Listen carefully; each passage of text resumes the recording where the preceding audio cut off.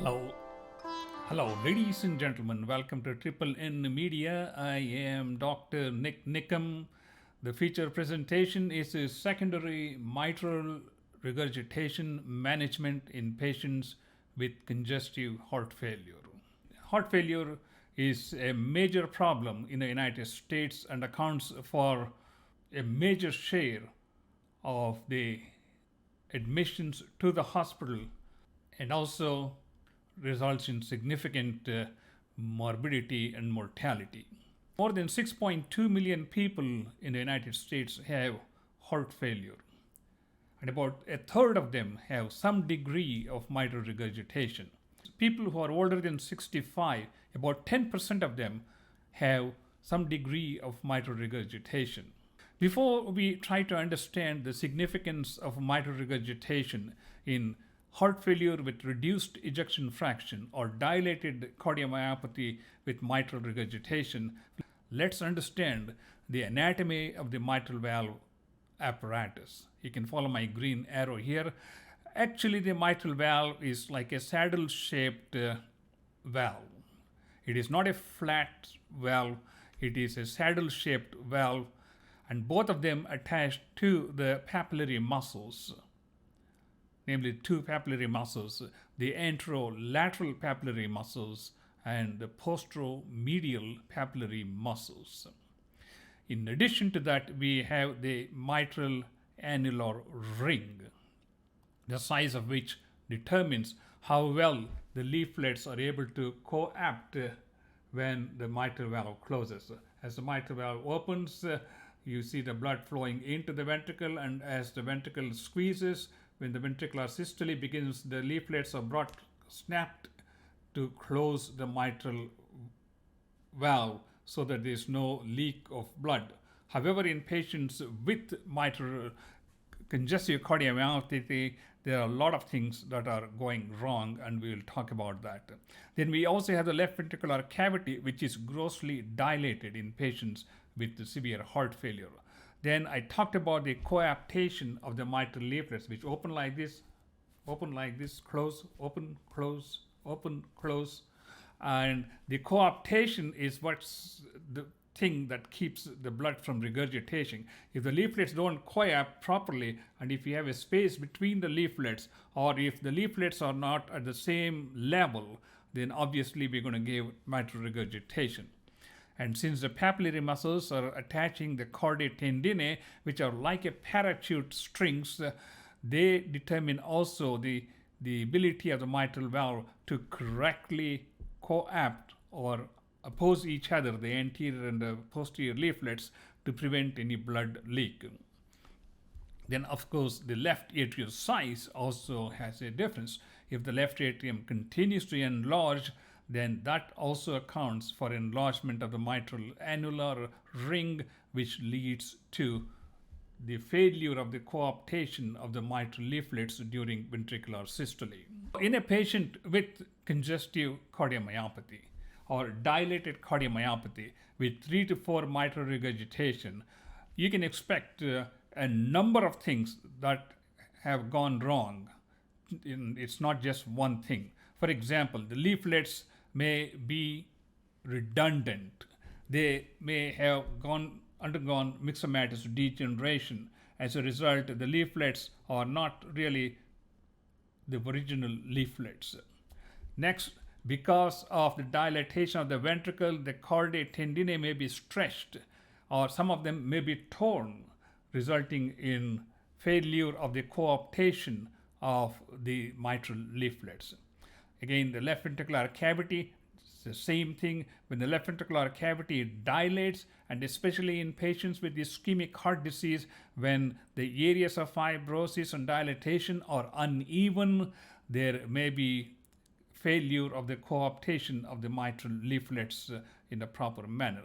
Papillary muscle dysfunction may be a sign of patients with ischemic cardiomyopathy, and I talked about uneven left ventricular remodeling, left atrial dilatation. We also mentioned to that you also need to add the addition of atrial fibrillation, which makes the rhythm irregular As a result, the mitral valve closure may not function properly in patients with atrial fibrillation as they would in patients with regular sinus rhythm with atrial and ventricular coordination. In addition to that, we also have some additional features, that is the involvement of the right heart, which may have pulmonary hypertension and fixed changes in the anatomy of the right heart, and also pulmonary pressures or pulmonary hypertension, which also add to some symptomatology which can be complicating.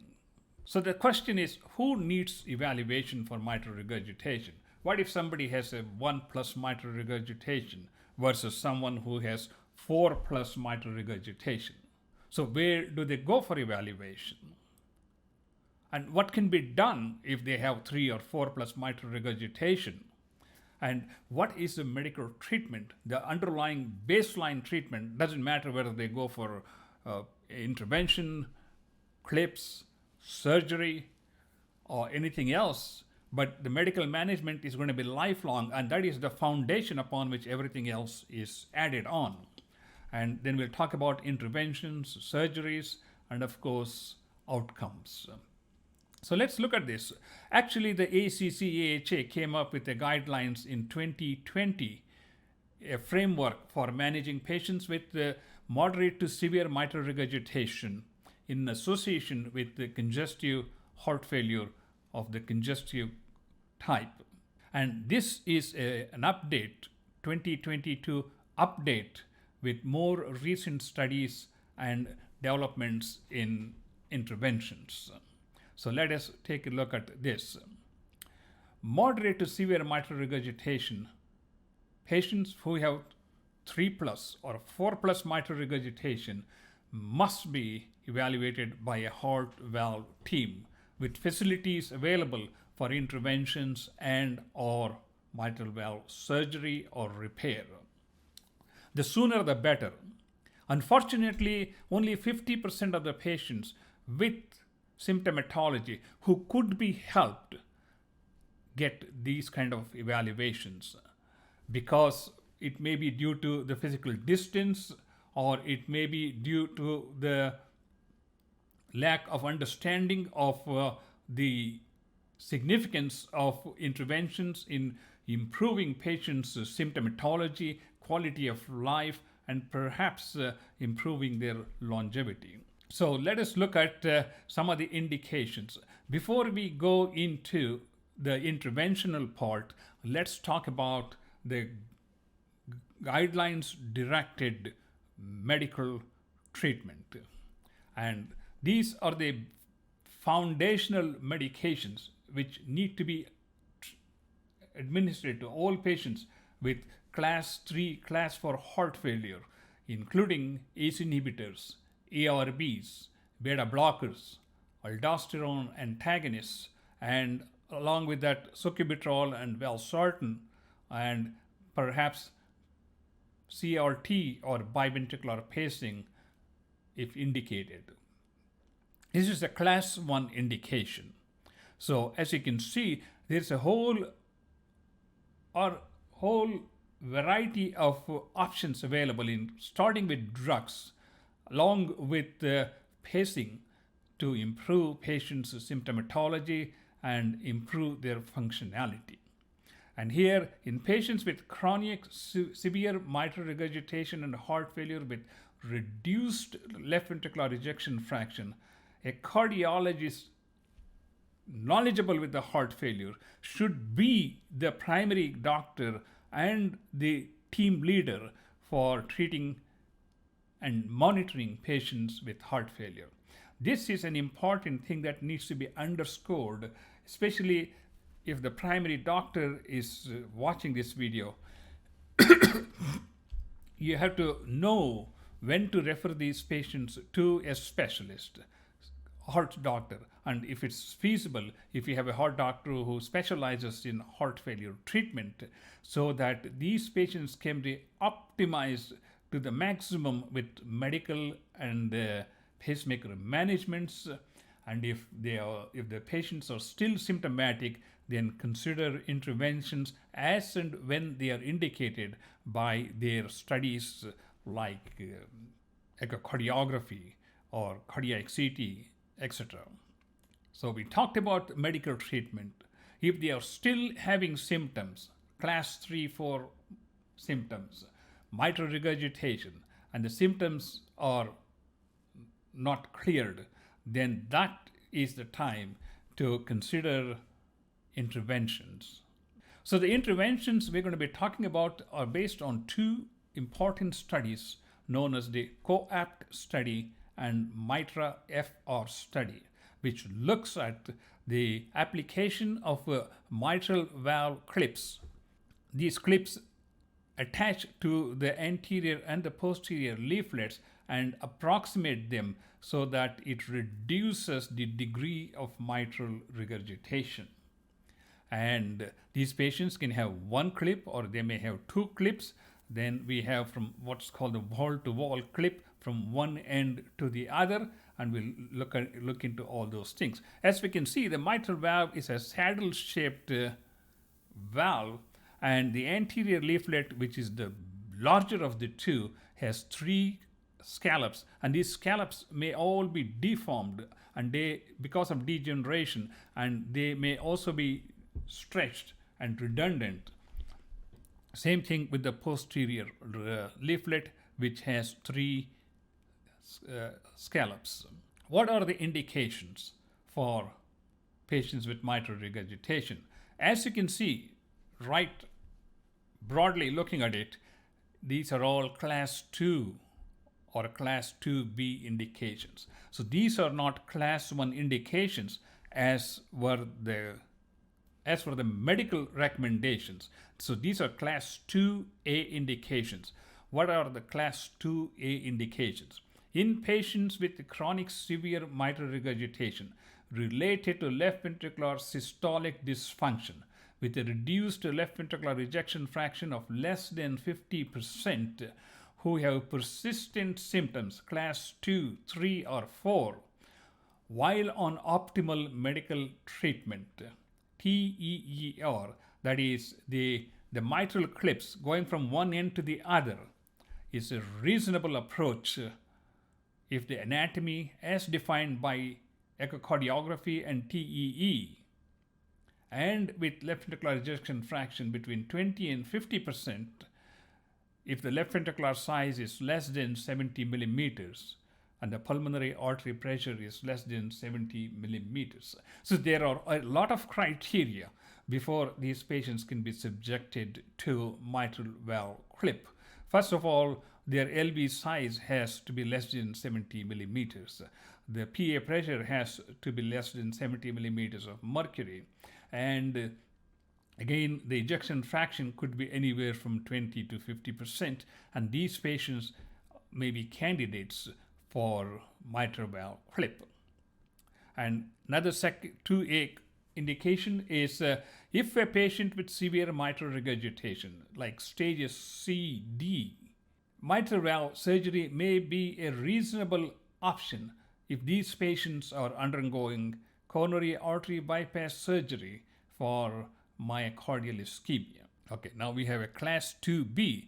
If patients with chronic severe mitral regurgitation with left atrial annular dilatation with preserved LV systolic function. Now we are talking about the diastolic dysfunction heart failure with ejection fraction greater than 50%, who have severe persistent symptoms, class 3, 4, despite medical treatment for associated atrial fibrillation or a combination of comorbidities, may be candidates for mitral valve surgery. So this is a patient with diastolic heart failure who has dilatation of the mitral annular ring with preserved ejection fraction and class 3 to 4 symptoms. Here are a couple of more class 2B indications in patients with chronic severe secondary mitral regurgitation due to systolic dysfunction, ejection fraction less than 50%, who have persistent symptoms while on medical treatment, heart failure stage 4D, mitral valve surgery may be indicated.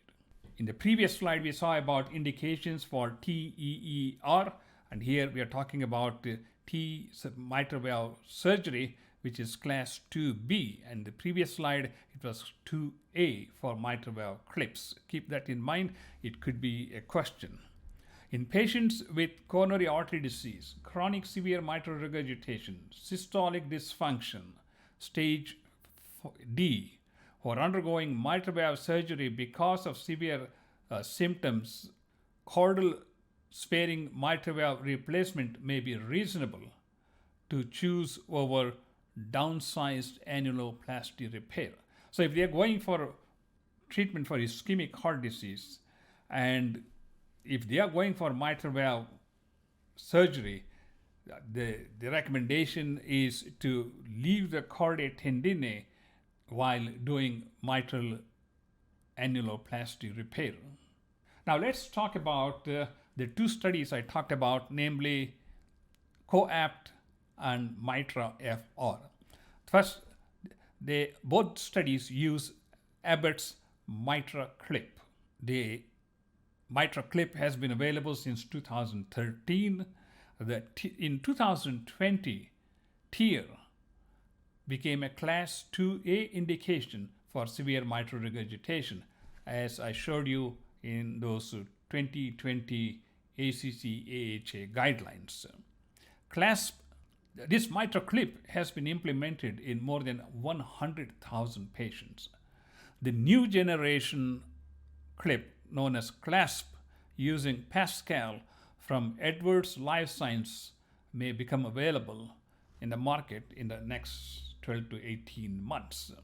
Now let's look at the results of the COAPT study, which involved patients with ejection fractions from 20 to 50%, LV end diastolic diameter less than 70 millimeters, and New York Heart Classification symptoms 2, 3, or 4, heart failure symptoms. A 3-year follow-up showed the TEER group had a mortality of 42.8% versus the medically treated group where the mortality was 55.5%. First of all, let us understand, we are dealing with an extremely sick population. If you look at it, the medical treatment has almost 45% mortality, 55% mortality over 3-year period. And with the TEER, we saw almost close to 33% improvement in mortality. Not only was there an improvement in mortality, there was also a decrease in mitral regurgitation severity. There was an improvement in quality of life measures, and of course, functional capacity. So no question, the mitral valve clips in the study, COAPT study, showed a significant improvement in all these different 3 categories of quality measures. The COAPT study was done before the advent of the new drug treatments for heart failure, namely sacubitril and valsartan, and then SGLT2, which have shown promising improvements in survivals in patients with congestive heart failure. The advantage today is these drugs, when used along with mitral clips, their benefits could be cumulative, thus improving patient symptomatology much more than if we were to just treat them with medical treatment. I have a separate video on the 2022, it should be 2022, it's not 20,000. ACC AHA Guidelines for Heart Failure Management, and please watch that one. That covers the entire medical management of heart failure patients, especially the systolic heart failure patients. Debakey looked at a subgroup of patients in the COAPT study who had significant moderate to severe right heart ventricular dysfunction and moderate to severe tricuspid regurgitation.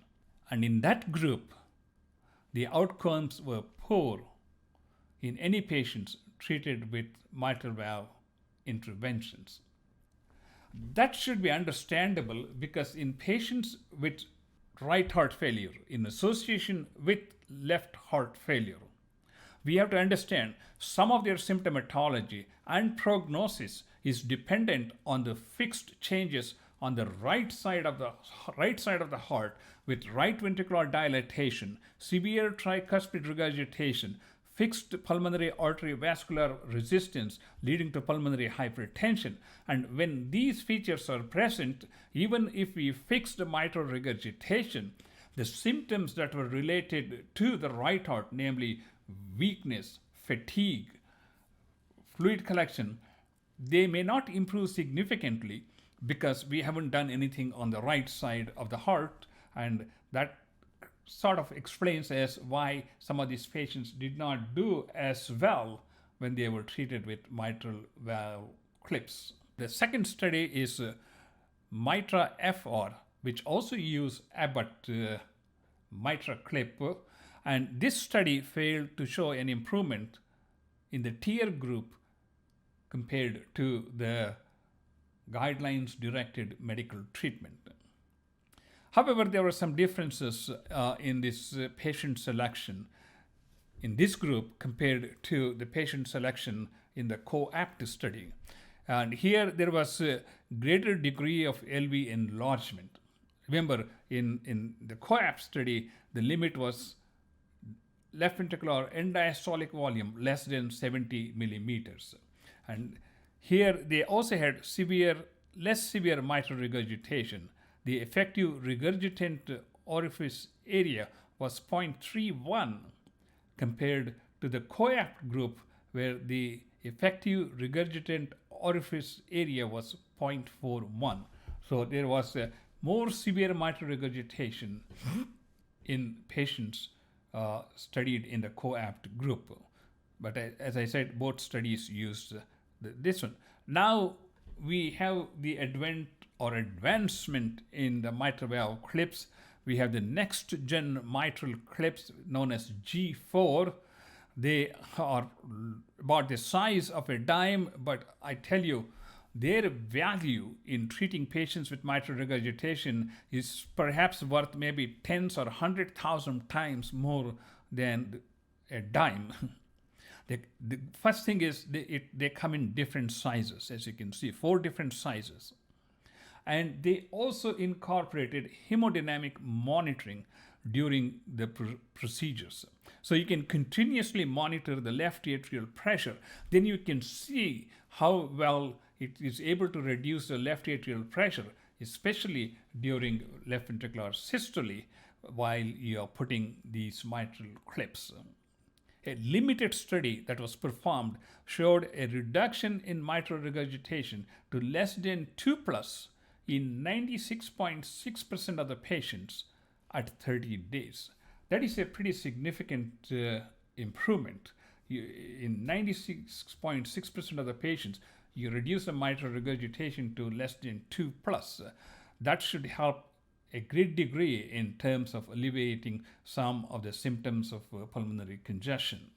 So, ladies and gentlemen, this is a quick synopsis and a review of the latest treatment modalities available for patients with severe mitral regurgitation in association with dilated cardiomyopathy or congestive heart failure. And we talked about the medical treatment and the interventions that are available, including mitral valve repair or replacement. Thank you so much for watching this presentation. I am Dr. Nik Nikam, a cardiologist from Houston, Texas. And please do subscribe to our YouTube channel, and I will see you in the next presentation. Before I go, I do want you to watch the presentation on heart failure, medical management, ACC AHA 2022 Guidelines explained. Thank you so much.